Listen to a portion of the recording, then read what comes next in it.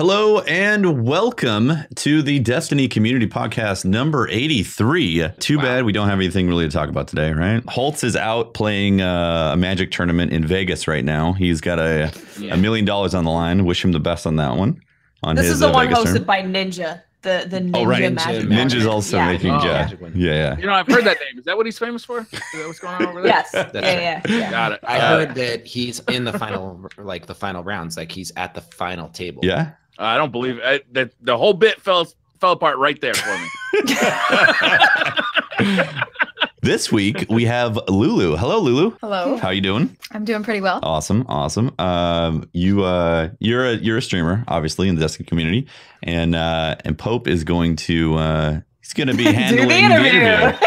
Yeah, so that was as smooth as possible, right? Absolutely. I don't miss Patrick anymore. I had to call in the spirit of Holtz for just a little bit, you know? Be like, what? You have to I would be like, what would Patrick do? You know? What would hashtag do? What would Patrick do? WWPD. Be more like Patrick. Be more like Patrick. That activity, that open space activity. I want the loot. Yeah. Same. I want the loot. I want the loot. Even if I hate it, I'd be like, I'm playing it all day. I want the loot. Yep. And it's hard. It's great. That's good. And it's hard. And it got harder. And it got harder because we complained and we're like, it's hard, but it should be harder. And they're like, okay, we'll make it harder. It's gonna be hard. Back to Reddit. I can't believe the Destiny community making this so hard. It's so difficult. I can't get anybody to do this. God. None of us could get past. We got past. I think only a couple groups got to round 3. Really? Mm-hmm. It's going to start off with a story with Anna Bray and the Warmind, but the final boss is going to be that worm. I'm sorry. I request that she be referred to as Anna Bay. Anna Bay, yeah. That's fine. If you're up against people who are using architects, then it's great because you get that, right? And then it used to be, I don't know if people actually look at those challenges in the Crucible, but they used to say, like, you know, get 25 kills with architects or arc weapons in the Crucible. And that was a great day to pick that gun because, you know, you'd be doing extra damage with that gun. But you can also proc that perk with your own grenades. Yeah, they probably will fix that. That's too bad. Especially since 50-50 chance they're going to fix that. We got to look at the Sweet Business as well, which now has somewhere around 1,000 rounds in the mag. Yeah, or not in the maxed mag, out at 999. And they show a video of a Titan walking in and out of a Warlock's Rift who had Lunafaction boots. And it was literally just a stream of bullets. It seems like he's fired around 300 bullets without stopping. Yeah. It was just a stream of bullets. It looks really fun. I could see having a ton of fun with that. Yeah. I wonder how it operated with the war rig on. Yeah, I mean, I'm just trying to find ways that I don't have to work with a warlock. That's all. Yeah, I got you. You don't want to outsource your reloading. You want to keep it local. Yeah. No, I mean, I don't want to. I mean, I would maybe go, duos with a hunter, but to soil myself, soil the sanctity of your fire team. No. We also got a patch note preview. We did.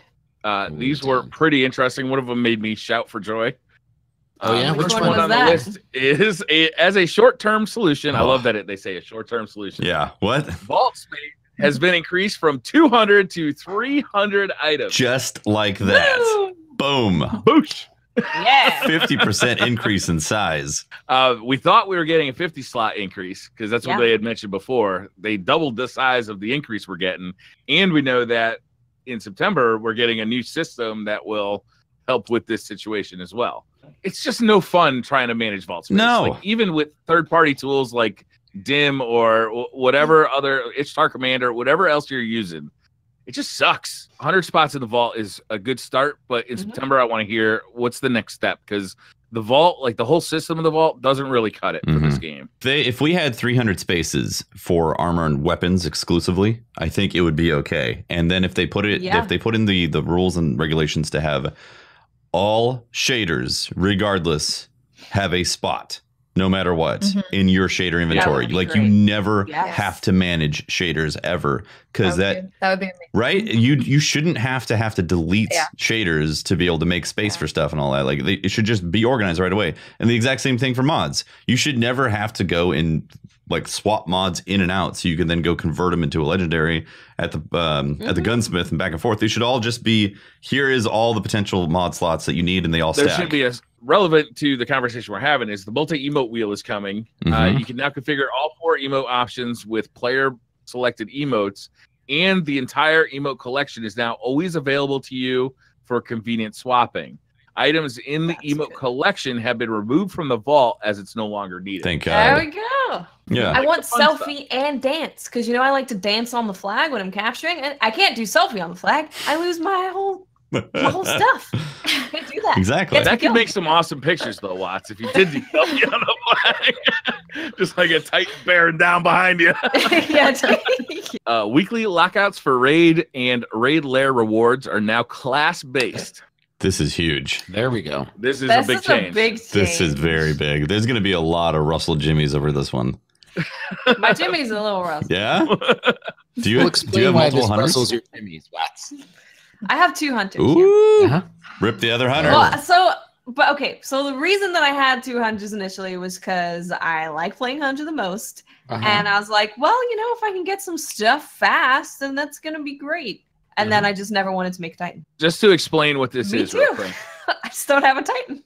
Players running multiple characters of the same class will receive rewards only for the first time they run the raid or the raid lair in a given week. So what this means is that if you are trying to level up quicker by running 2 of the same class, for instance, you run your hunter through the raid twice to get the power rewards out of the raid, it's not going to work anymore. Yeah. Honestly, I think it's a good move. I really do. I think it's a good move. I think it's a smart move. Yeah, I mean, it's definitely gonna throw a wrench in people's plans. Yeah, but I mean, it was kind of shady to begin with. If you're trying to get like in there for the 11th, like it's gonna slow some people down. But I would agree, it's probably a smart move. I think they wanted to make it more of an even playing field, actually, for people getting to max level. I think that's what it is. For sure, but no, 100%. I think that's what it is. And I get the desire because I've been in that category. I made 3 hunters again. And before I was a content creator, I was power leveling as hard as possible with 3 hunters. So I understand the sentiment that they don't want that to become the recommendation if you start out early across the community, and then you just blow through all the content as fast as possible. They're trying to pump those brakes just a little bit. What I hope, though, is in place of that is that there still is enough things to do that you don't need multiple characters to run through the content to still feel like you're getting rewarded each week. They fixed an issue where players who would encounter a black screen upon loading in the tower. I swear to God, I've seen that. Isn't this like the 5th? Yeah, isn't this the 5th phase for the black screen tower? Right. All right, I'm glad it's not just me. Well, I'm glad it's fixed again. I'll see if it's in the next patch notes. Zur and the Nightfalls are getting a little change, right? You can now bring your challenge card to Zur and have him turn it into a legendary Nightfall challenge card, which is nice because it gets a little. This is really cool. Yeah. But it also adds an extra level of challenge and more scoring potential to the Nightfall. And the burns are, Arc Solar Void, 25% incoming and outgoing. The advantages are Brawler, which is double melee rate, recharge rate, and damage. Grenadier, double grenade ability, recharge rate, and damage. And Heavyweight, triple power ammo drop rate, double power weapon, weapon damage. That sounds I can't fun. wait for that one. I just want to put that on. That sounds really sounds fun. glorious. There are disadvantages too, though. Yes. So you got glass. Players' health and shields are halved, but recharge rates are doubled. Oh, I like these. Blackout radar is disabled, and enemies do 20x increased melee damage. That's so silly. Welcome back, Light Switch. Like there is no surviving that. No, you get hit, you're dead. That thrall's gonna kill you. I don't even think that's trials practice right there. Iron enemies no longer stagger, and health pools are increased by 50%. And grounded, sponges everywhere.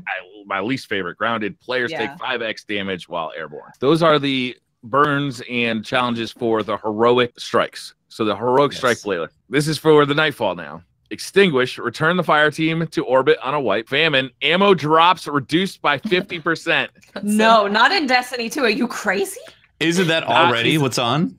Isn't famine imagine, permanently on? It's already on. It is already a thing. Ever will I run that. No, if someone wants to do that, I'll tell them they're crazy and I'll kick them. You guys want to go play a shooter, but let's just take the bullets out. Yeah. Match game players must match their damage type to the enemy shield type. I like it. That could be a little fun. Attrition, health regen is slowed greatly, and enemies drop health orbs. So you got to run around picking up. That sounds interesting. I like that too. And momentum, health regenerates only when the player is moving. The prismatic matrix is going to be something that you have for interacting with the Eververse.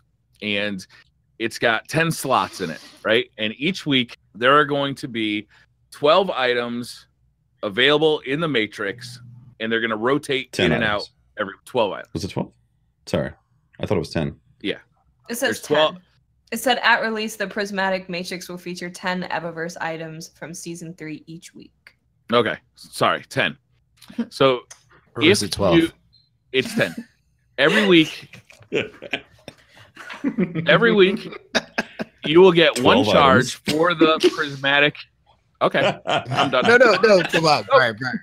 No, I want to hear. I will turn this bus around. We're not going there. Podcast. It's over. No, I want to know about it. Oh, that's too bad. You had your chance. Now you get to explain it. I don't know anything about it. I didn't read about it. Oh, that's too bad. I wish there was somebody around who had taken a little bit of time to research it. I read it, but I'm just like tried to explain it. I'm waiting to see how long it's gonna last. What if in the future they bump it to 12 items? Yeah, what if it's 10 right now and goes to 12? It did say at release. Yeah, at release 10. Maybe you saw into the future. Briar, are you a prophet? Yeah. Maybe you know something we don't know. Prophet Rabbit? In the Prismatic Matrix, there's 10 possible items that you can get 12. that week. If you... I'm done. Fuck it. Nope. I'm done. No. Just ignore Tefty. I'll mute him. I got no time to explain. No time to explain? Hold on. Let me look it up real quick since Briar's having a problem with it. Gives players more control over how... I can just read it. It's going to give them more control over how you earn your Eververse items because it's going to feature these items each week. They're going to have guaranteed drops, and then you're also going to be able to get these items from regular Bright Engrams. So if you do get it from a Bright Engram, it will knock it out of the Prismatic Matrix for that week. One Eververse item that you do not have. Lulu, are you confused right now? Because I sure as hell am. Well, I'm a little... If you have, so I'm not sure if there's 10 or 12 facets. Pope, I need you to quiet down for just a second so we can try and explain this all the way through because it is confusing. It's Eververse. Once again, it does have to do with the Eververse. If you use a facet, which you get one of for free with your first Bright Engram. Get one? I thought it was 10. No. There's 10 things to get in the Matrix. But on the first Bright Engram, you're guaranteed a drop from the Matrix. If anybody would like to know how this works, just hit me up on Twitter. I got a big problem with this, and I think Tefty, you're going to be right here with me. The PlayStation 4 file size is 53 gigabytes. Okay. The Xbox One file size is 50 gigabytes. The PC file size is only 48. Where are my extra gigabytes? Content. What? What? Content.